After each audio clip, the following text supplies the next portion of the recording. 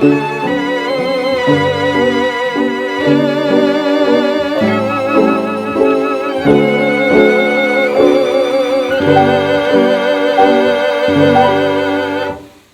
exactly the sound people heard in 1915, 1920. It's not the same tune played on a different kind of recording medium through a modern speaker. That's the instrument.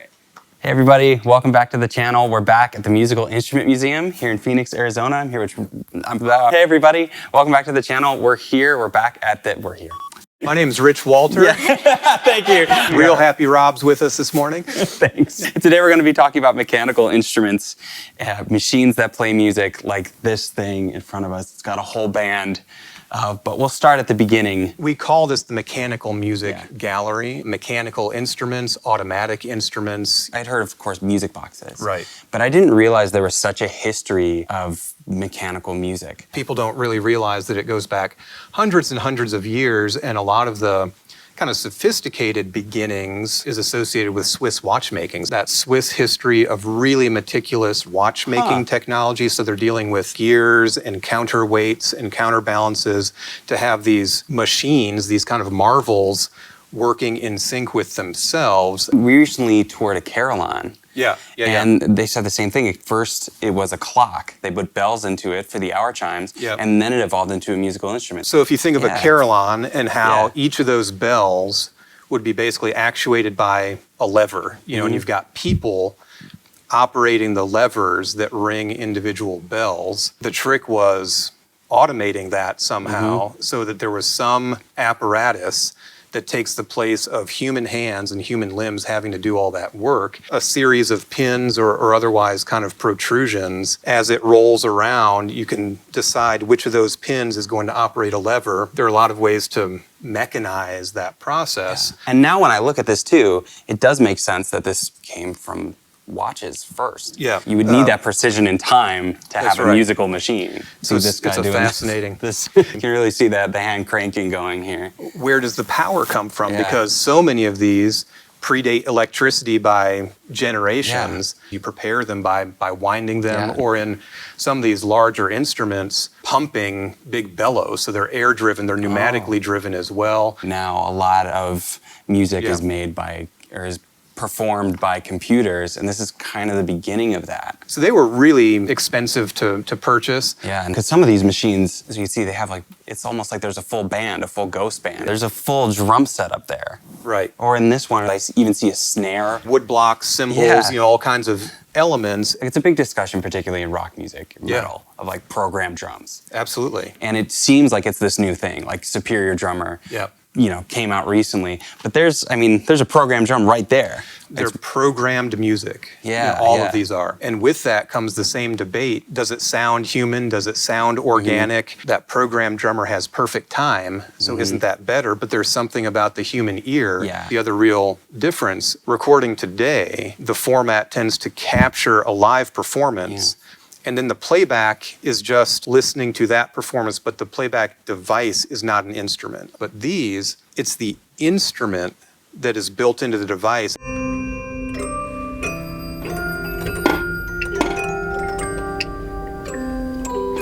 Cylinders to the paper rolls to the disc players. Yeah, there's so many different mediums. This is a great example because we can see the cylinder right here. So this is that similar cylinder technology. On the one hand, it was really, really refined in the Swiss music boxes, so we have really fine workmanship. This lays it a little bit plainer on this wooden cylinder with metal pins embedded in it. And so, then these are longer notes, and they just put a bunch of pins in there so that...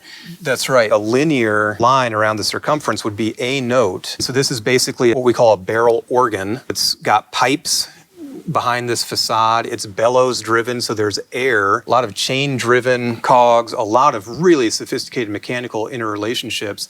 In the back, you can see some of the pipes, you know, all different sizes for all different pitches. Each one of these pins, when it rolls past levers that would basically open a valve to allow that air to go through and sound the pipes. It's physically opening and closing any given pipe in a binary sense. That's why we consider these basically forerunners to computers in that binary code sense. It's on or off. Yeah, you take this, you put it that way. Yeah. This is a MIDI file. Absolutely. This is an analog MIDI file. Oh, and the staples. The staples are the longer notes. Can you look at this and know what type of song this is? It seems like a very chaotic song. It's that time of year again. The time for sponsorship integrations. Now I know all about old-timey music making machines, my favorite of which are the ones that pair to Bluetooth, because then I can sync them right up to my Raycon Earbuds. Raycon Earbuds start at about half the price and sound just as amazing as those other top brands you would know. Raycon Earbuds give you 6 hours of playtime, seamless Bluetooth pairing, more bass, and a more compact design for a comfortable, noise-isolating fit. And they come in a range of fun colors and patterns with a variety of fit options. They even pass the shake test. Oh, Raycons make a great holiday gift, because it's something you can use every day. It's right in the name. Work or play, on the go, at home. Jake, actually behind the camera right now, since we did the first one, has used them pretty much every day. Yeah, no, since getting every day. Truly. Yeah. Yeah. It's right in the name. Right in the name. Anyway, Raycon's being generous for the holidays. So on top of their everyday great prices, they're also giving all you old-timey viewers 15% off right now. So you can save big on gift shopping. Click the link in the description box or go to buyraycon.com/RobScallon to get 15% off your Raycon purchase. Because that's buyraycon.com/RobScallon. Buy Raycon and put them in your ears, come out. I can't look at it and tell what type of song, but what's amazing, there are people who would have been setting those pins who could visualize it and interpret what it's doing as it rolls around. Could we turn one of these on? These also aren't ready to go. We're building the anticipation. Wow. This is a barrel piano. Player pianos got popular around 1900, then for a couple decades. Before those, in the mid-19th century, there were barrel pianos. So this has that same cylinder technology on a wooden barrel. This is a mechanical trigger. Those pins go past piano hammers. They actuate the piano hammer, and similar to a conventional piano, we have the hammers hitting the tuned strings. So it's really portable. I imagine as the cylinders get bigger, the slower they go, the longer the piece of music can get, of course. Yep. This one is portable, so what would you roll around town with this? Play that music, draw a crowd, earn money, you know, and then move it to a next location. So they were money-making machines then, as they always have been. Like an ancient version of like a singles-driven market. You got one song. The other thing to keep in mind, at the time, the kind of ambient sound of day-to-day life was so different. So you're not having subways running, you don't have traffic, you don't have a lot of noise. This would have been a really special experience to have this musical sound happening in the town square. This barrel technology then translated to a much more mass popular disc format towards the end of the 19th century. And is the disc format the one over here? Can we listen to that one? No.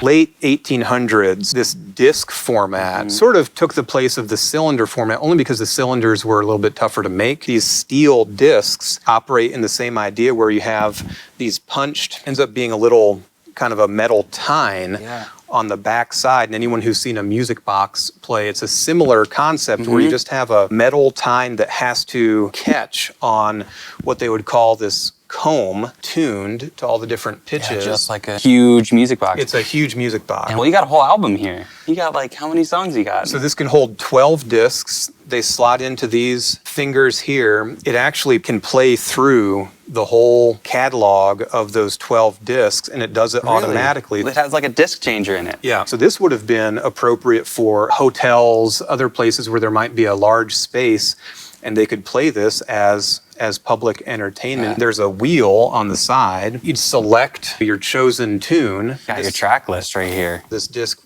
raises up and rotates through the comb, plays one time through, it grabs it, drops it back down and goes to the next That's disc. so cool. For a quick side note, Yeah. I just want to point out, this one has a whole dancing group with it.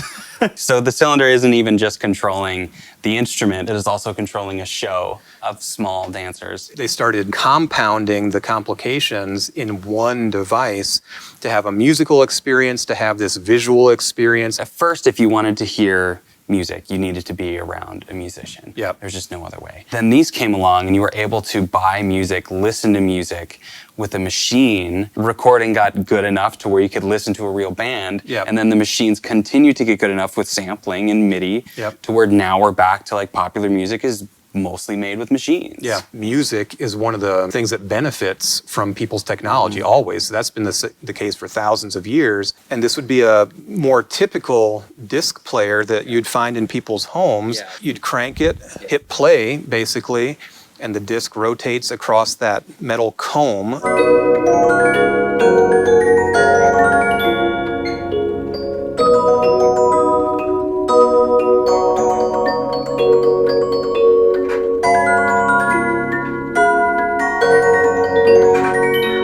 And that format is just the same as what we call a cuff box. So instead of having a flat disc, they've taken the same metal tines, arranged them into a rotating cuff that spins past the comb.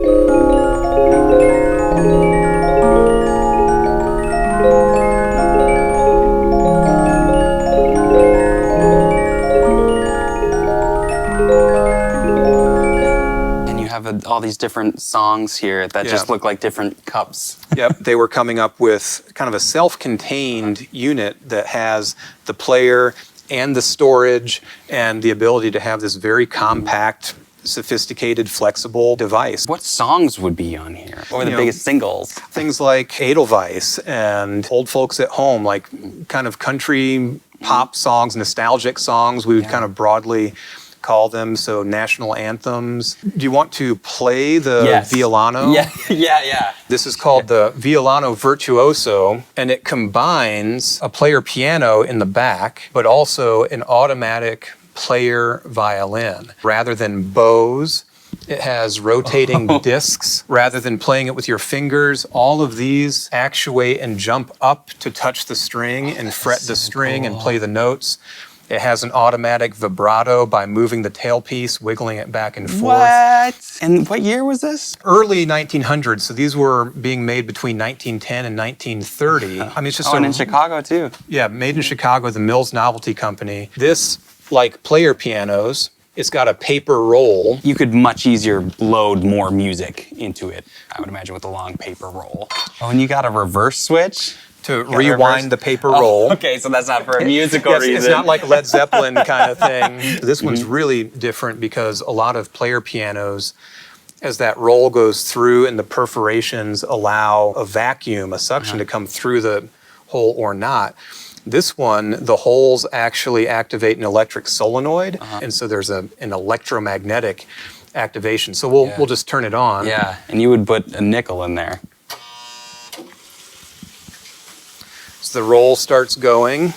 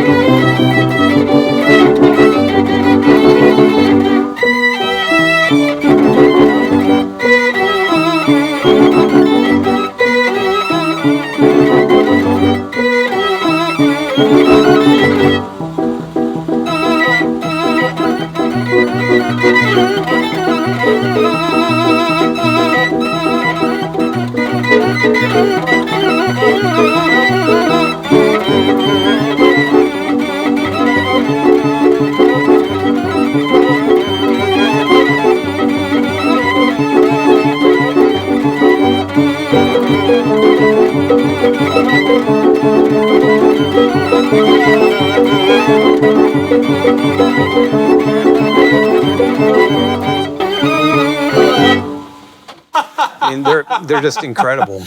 That's amazing.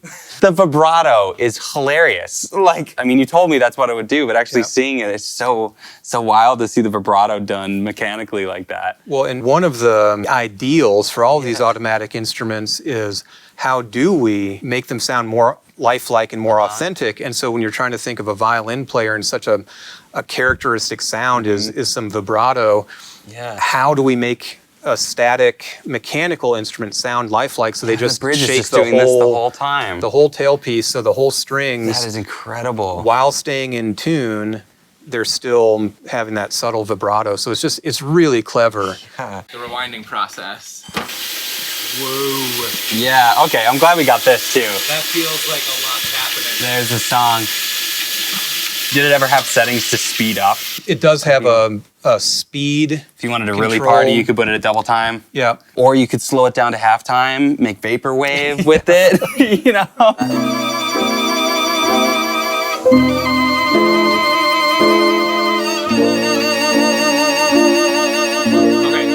Ooh, I really like this one. You can really see the vibrato. Yeah. There's also something about...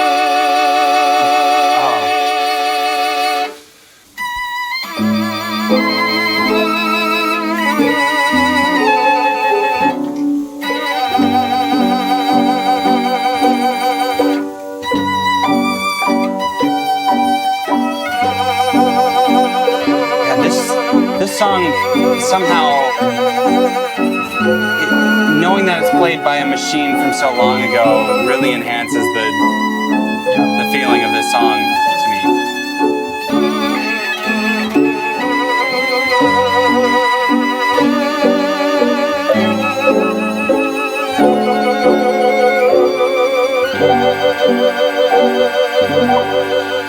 So here's how they've made it. Oh, so here are your notes? Wow. Oh, and the little keyboard on there? Wow. This is the actual equipment that was used to make countless paper rolls. I know I've mentioned this already so much, but especially with it laid out like this just looks exactly like MIDI on your laptop. Yeah. I mean, it's just an analog MIDI, especially with the keyboard here. Like, this is exactly what you would see on your laptop, like that.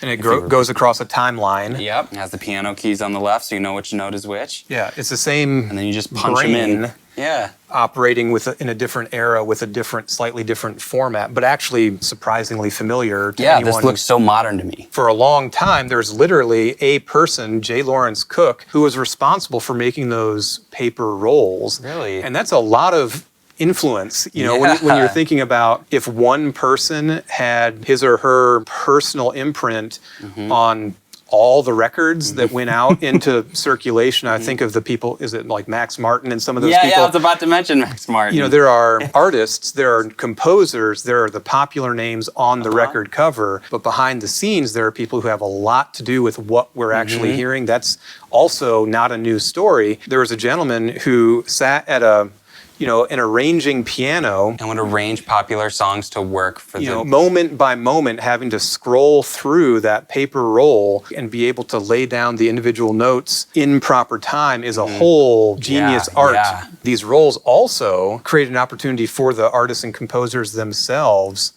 to record a version of their own pieces. So famously, people like Rachmaninoff recorded paper rolls.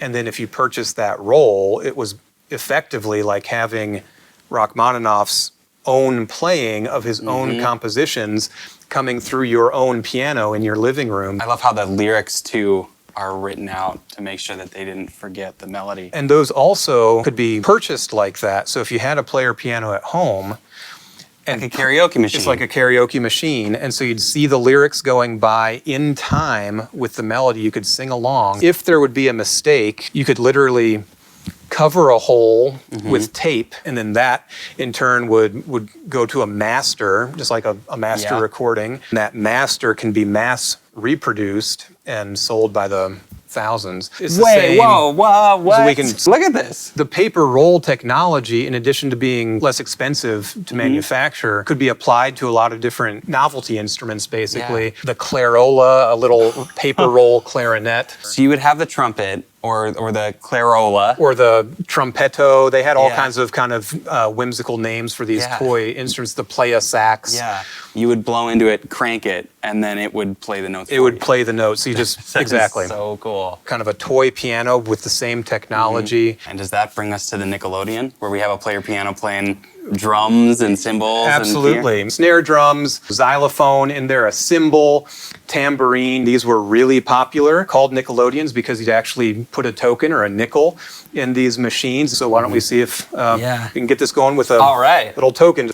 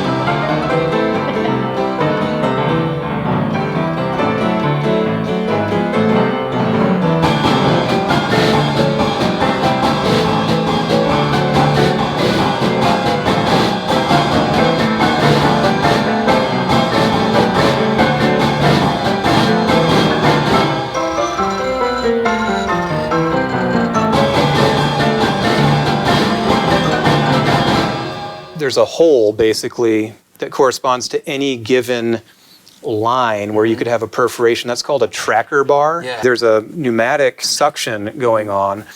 And so if the paper is covering that hole, nothing's happening. Yeah. But then when the open hole goes past that tracker bar, that one opening gets air, and it can either actuate a little tiny bellows that triggers a piano hammer. Every one of those individual holes is associated with one function in the instrument. You can see just how many times the snare drum has been hit Yeah. in this exact place. This is amazing. It's like you have a whole band in this one big piano. But as we see in the other room, they get much bigger than this. Yes, this is actually the largest instrument in MIM's collection. This is our Orchestrion. So Orchestrion is a broad term that refers to these automatic instruments that combine frequently a large pipe organ basically in the background there with a lot of other real playing instruments. So we have this wooden xylophone on the bottom, which actually plays. We've got a drum set, the Chinese wood blocks. We have accordions. You'll see the keys on these saxophones playing. The saxophones actually aren't playing, but they're animated by this whole machine. So this is a really exciting piece of MIM's collection. It was originally built in 1926. We play it twice a day here, so it gets a lot of exercise and it works beautifully. It would have had thick cardboard books that go through it, much like a paper roll for a player piano with these perforations. I mean, it's just incredible. It has little spring-loaded levers that can pop up through those perforations and tell the pipes when to play. So we'll hear it powering on. You'll hear the bellows. Come on. Oh, geez. Yeah.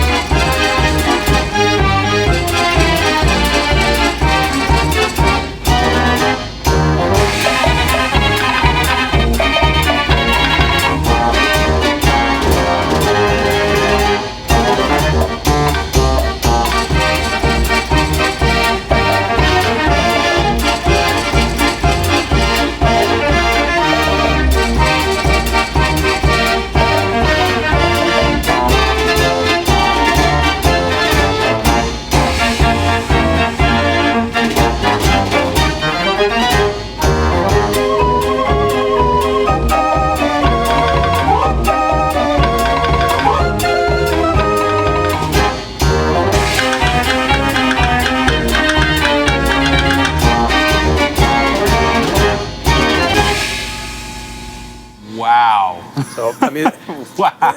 I thought that these accordions were just props. I didn't think that they would actually play. There are 680 pipes in the back of this, different materials, different lengths, obviously. Where would these be played? So Carnivals? it actually comes apart in 3 sections, if you can imagine that. So it's over 2 tons, about 25, 26 feet wide. But it would come apart in modular pieces, and they could take it on a flatbed truck and actually set it up like in a festival kind of setting. So it could be moved from town to town and would be a major attraction at a public park. But it's also taking the place of real bands that would do that same job. It's a combination of technology that people could experience, but it's also providing music as social entertainment like it always has been. The songbooks would have had the whole range of popular music available to run through. There's a fantastic organization called the Musical Box Society International, MBSI. Actually, a number of pieces here in MIM's gallery on loan from them. They have membership and chapters all over the country, and they're another great resource out there. This has been amazing. Yeah, Rich, well, so thank you glad you so could be here, much. Rob. Yeah, thank you so much. Thank you, Rich. Thanks to the Musical Instrument Museum for letting us be here in Phoenix, Arizona. If you're around, definitely check it out. Subscribe to my channel if you would like. I'm sure this isn't the last time we do something like this. And we'll see you next week.